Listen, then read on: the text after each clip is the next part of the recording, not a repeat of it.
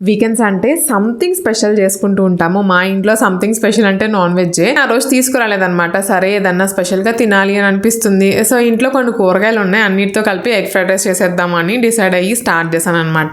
నేనైతే వెజ్జెస్ వచ్చి cabbage, carrot, అలానే బ్రాక్లీ వేసుకున్నాను. ఇందులో వచ్చేసి ఉప్పు, కారం, అల్లం వెల్లుల్లిపాయ paste, soya sauce, rice, egg. అంతే సింపుల్ అనమాట. రెసిపీ ఫాస్ట్ గా అయిపోతుంది. కాకపోతే మనం చేసిన వెంటనే తినేయాలి ఎగ్ ఫ్రైడ్ రైస్.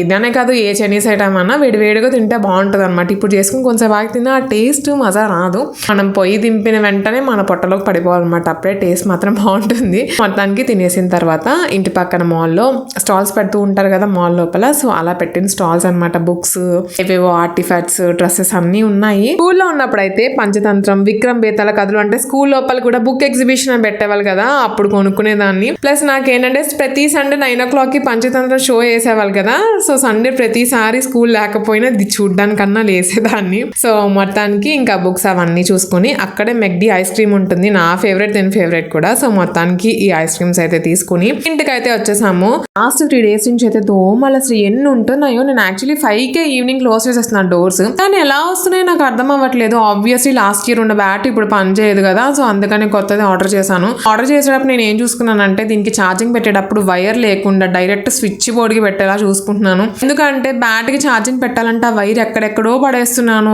అసలు కనిపించదు. చిరాకు వచ్చి ఇంకా ఇలాంటిది అయితే ఆర్డర్ చేసుకున్నాను. ఇంకా దాంతో పాటు ఈ టర్కీ టవల్ అయితే దీనికోసం ఆర్డర్ పెట్టాను. లెంత్ అయితే అంత ఎక్కువ నాకు అనిపించలేదు పాత టవల్ మీద. కాకపోతే ఫ్యాబ్రిక్ బాగుంది, మెటీరియల్ క్వాలిటీ కానీ అంతా బాగుంది అనమాట. కాకపోతే లెంత్ ఇచ్చి ఉంటే బాగుండు.